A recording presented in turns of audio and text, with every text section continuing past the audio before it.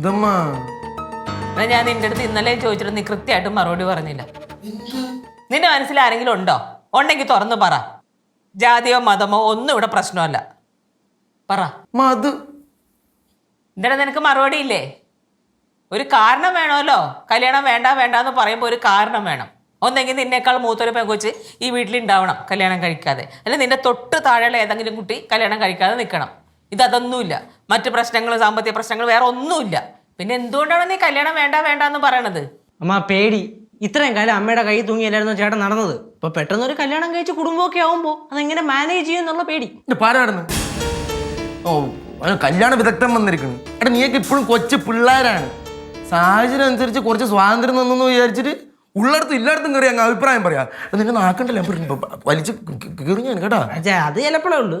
ചിലപ്പോഴാ കാണാ ഈ പേരും പറഞ്ഞ് ഇവിടെ കിടന്ന് അടി കൂട്ടിട്ടുണ്ടെങ്കിലോ ശരിയാക്ക് ഞാൻ. എന്താന്നും പിന്നെ അമ്മ ഒന്നാമത് എനിക്കൊരു ശക്തമായിട്ട് ജോലിയില്ല. അതിന് സ്വന്തമായിട്ട് വീടില്ല. പറഞ്ഞു വരുമ്പോ അമ്മയ്ക്ക് അച്ഛനും ഏക്കർ കണക്കിനാണ് സ്ഥലങ്ങൾ കിടക്കണത്.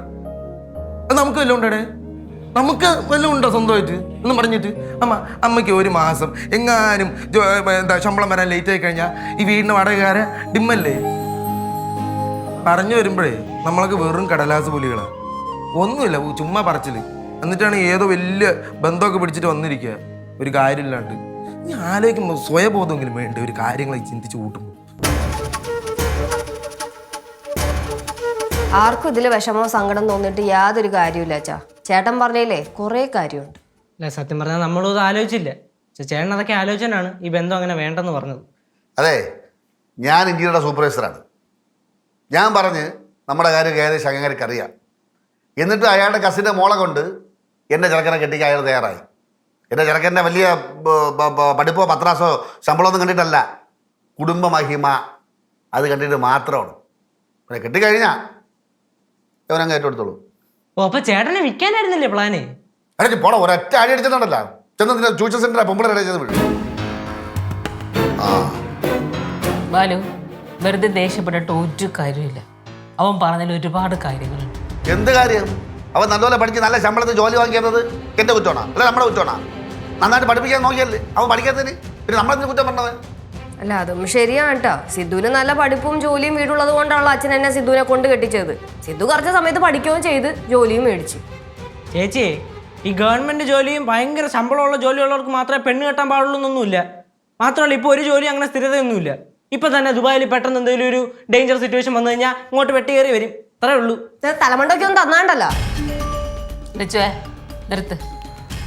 ഇനി സ്വന്തമായിട്ട് ജോലി കണ്ടുപിടിച്ച് സ്വന്തമായി നല്ല കാശൊക്കെ ഉണ്ടാക്കി സ്വന്തമായിട്ട് വീടുണ്ടാക്കിയിട്ടെ അവൻ കല്യാണം കഴിക്കുള്ളൂ എന്ന് അവൻ തീരുമാനിച്ചാൽ അങ്ങനെ തന്നെ നടക്കട്ടെ. നടക്കൂല. അടുത്ത നടക്കുമെന്ന് എനിക്ക് അറിഞ്ഞൂടാ.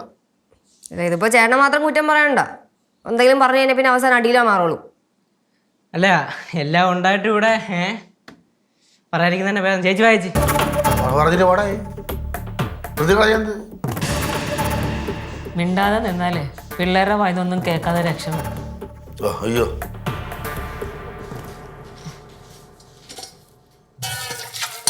ആ കൊള്ളാം.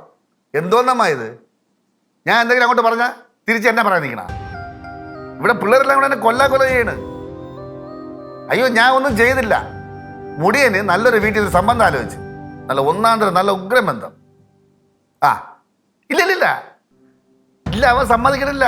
അവൻ പറയണത് അവന് എന്തോന്ന് കുടുംബം ഇല്ല, തറവാടില്ല, അവന് പൈസ ഇല്ല. അങ്ങനെയുള്ളവൻ എങ്ങനെ നല്ലൊരു കുടുംബത്തിൽ നിന്ന് പെണ്ണെടുക്കുമെന്ന്? ആ അവനൊന്നും ഇല്ലല്ലോ. അവൻ്റെ തറവാടും ഇല്ല, അവന് പൈസ ഇല്ല. ആ അവന് വീടില്ലെന്ന് ചുരുക്കി പറഞ്ഞാൽ വീടില്ലെന്ന്. ആ രാമാവൻ്റെ സ്ഥലം വീട് വയ്ക്കാനാ. കൊള്ളാം. അയ്യോ അതൊന്നും വേണ്ടെന്ന്. അതൊക്കെ ഇതൊന്ന് കുഗ്രാമെന്ന് പിള്ളേരെല്ലാം കൂടെ പറയണ്. പടവല്ലോ ആ അത് അതിൽ നിന്നും പോയി ഓണം കേറാമൂല. നിങ്ങളെ ചെറുമക്കളെല്ലാം കൂടെ പറയണേ അത് ഓണം കേറാമൂലാന്ന്. ഞാൻ വല്ല മിണ്ടി എന്നെ വളഞ്ഞിട്ട് തല്ലു എല്ലാം കൂടെ. ആ സ്ഥിതി വരെ എത്തി. ആ അതെല്ലാം ഞാൻ വളർത്തുദോഷം തന്നെ. അമ്മ ഇങ്ങോട്ട് അങ്ങനെ പറ, വളർത്തുദോഷം എന്ന് പറ. ഞാൻ അങ്ങോട്ട് എൻ്റെ കൂടെ എന്ത് ചെയ്യാൻ പറ്റും? അമ്മ വെച്ചിട്ട് പോകാൻ അങ്ങോട്ട്. ഇത് കേട്ടോണ്ട് വന്നാൽ എല്ലാം കൂടെ എന്നിട്ട് ഒന്ന് അടിക്കും മണ്ടേ പൊളന്നുള്ള എല്ലാം കൂടെ. ആ ശരി. ഓ പറയാൻ പറ്റിയ ആള് നല്ല അമ്മ. അച്ഛനും അമ്മൂമ്മയുടെ അടുത്ത് എന്തൊക്കെയാ പറഞ്ഞേ? ചേട്ടന് നല്ലൊരു ആലോചന വന്നപ്പോ ഞങ്ങളൊക്കെ കൂടെ കടിക്കാൻ വന്നാ കുഗ്രാമത്തിൽ ഞങ്ങൾക്ക് താമസിക്കാൻ സൗകര്യമില്ലെന്നാ.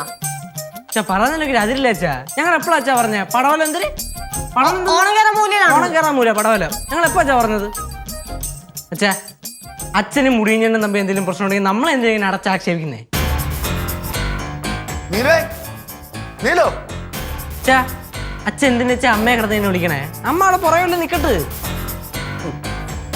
സ്ഥലത്തിന്റെ വീടിന്റെ കാര്യമേ നീയൊക്കെ എന്നോട് ചോദിക്കുമ്പോലെ ഞാൻ എൻ്റെ അമ്മയുടെ ചോദിച്ച് ഉടനെ കിട്ടി. എന്തോന്നു തെറി. ഇനിയുള്ള കാലം കുടുംബക്കാരെയും ഭാര്യയും മക്കളെയും വായിക്കുന്ന കേട്ട് ജീവിക്കാണ് എൻ്റെ വിധി. ഇനിയിപ്പോ എന്തിനാ ഇവിടെ വിളിച്ചോണ്ട് വന്ന എന്തിന്? അതെ, ഞാൻ ഒരു കാര്യം പറയാം. നിങ്ങൾ അച്ഛനും മോനും തമ്മിൽ എന്തെങ്കിലും പ്രശ്നം ഉണ്ടെങ്കിൽ അത് നിങ്ങൾ പറഞ്ഞു തീർത്തോളണം. ചേട്ടന്റെ കല്യാണ കാര്യം പറഞ്ഞപ്പോ അച്ഛനും ഞങ്ങളിപ്പോ ഇതിൽ വലിച്ചിടാൻ തുടങ്ങിയിട്ടുണ്ട്. യേശു ആടാ. ഡേ ഇവിടെ വന്നേ. നീ വീട്ടിൽ കയറി നിന്നിട്ട് ചുമ്മാ അലമ്പുണ്ടാക്കാനാണോ വെറുതെ പ്രശ്നം ഉണ്ടാക്കാനാണ് വീട്ടിൽ കയറി നിൽക്കണപ്പോ? ഈ വീട്ടിൽ കയറി നിൽക്കുന്നുള്ള വാക്കിന് മേലെ ഉപയോഗിക്കരുത് ചേട്ടാ. ചേട്ടനാണോ ഈ വീടിന്റെ വാടക കൊടുക്കണത്? അല്ലല്ല, അമ്മയല്ലേ. നീ ഉടക്കുണ്ടാക്കാനാണ് എന്നെ ഇപ്പൊ വിളിച്ചുകൊണ്ട് വന്നത്? അച്ഛൻ എൻ്റെ അടുത്താണെങ്കിൽ നല്ല ദേഷ്യത്തിൽ നിൽക്കുക. കിട്ടിയ 2 എണ്ണം തരുകയും ചെയ്യും. നിങ്ങളെ മേടിച്ച് തരുവോടെ? അയ്യോ, അച്ഛനായിട്ട് ആരും അടിക്കാൻ പറഞ്ഞില്ല. നിങ്ങൾ എന്നെ അടിക്കാനാണ്. സ്വന്തം നില പഠിച്ച് നല്ലൊരു ജോലി വാങ്ങിക്കാതെ അതിനും അച്ഛന് കുറ്റം. അച്ഛാ എന്നെ കൊണ്ട് പറ്റണ നിലയിൽ ഞാൻ എത്തിയിട്ടുണ്ട്. അതിന് ഞാൻ നല്ല തൃപ്തനാണ്. അല്ലാതെ നിങ്ങൾ പറയണ പോലെ എനിക്ക് 500 ഏക്കർ സ്ഥലം, ഒരു 4-5 കാറ്, ഒരു ബഡ ബംഗ്ലാവ്, ആനമ്പാരുള്ള ഒരു കുടുംബത്തിൽ നിന്ന് ഒരു പെണ്ണിനെ കെട്ടണം എനിക്ക് നിർബന്ധമില്ല. അതിന് ഞാൻ പറഞ്ഞുകൊണ്ടിരിക്കുന്നത്. അല്ലടാ, നീ നിർബന്ധപ്പെട്ട് നോക്ക്. വരൂടാ, രാജസ്ഥാനിൽ നിന്ന് വരും. അവിടുത്തെ കൊട്ടാരത്തിൽ നിന്ന് ഒരു ആലോചന എനിക്ക് വരും. എന്ത് മതിയാ? വരും. ഞാൻ ശൂലക്കുടി കൊട്ടാരത്തിലും പടവലം കൊട്ടാരത്തിലും സന്തതി പരമ്പരയുള്ള ആളല്ലേ. അതുകൊണ്ട് രാജസ്ഥാൻ പാലസിൽ തന്നെ എന്നെ കല്യാണം കഴിക്കാൻ വരും ഒരു പെണ്ണ്. ചേട്ടാ, അച്ഛാ, നിങ്ങൾക്ക് രണ്ടുപേർക്ക് ഇത് എന്താ പറ്റിയേ? ഈ കൺട്രോൾ വിട്ടുള്ള സംസാരം ഉണ്ടല്ലോ, അത് അപകടം ചെയ്യും, ഉറപ്പാണ്. ഞാൻ ഒരു കാര്യം പറയാം. ഇപ്പോഴത്തെ ഈ പ്രശ്നമൊക്കെ മാറ്റി വെച്ചിട്ട് ഇനിയെങ്കിലും ചേട്ടൻ്റെ ഈ കല്യാണത്തിന്റെ പേരും പറഞ്ഞ് നമുക്ക് കണ്ണം തുറക്കാം. ഒരു വീട് വെക്കുന്ന കാര്യം ആലോചിക്കുക. എന്ത് പറയണ ചേ? അച്ഛൻ എന്തിനാ അമ്മേനെ വിളിക്കുന്നത്? അച്ഛൻ നമ്മുടെ അടുത്തല്ലേ സംസാരിക്കുന്നത്, അപ്പൊ നമ്മുടെ അടുത്ത് സംസാരിക്കും.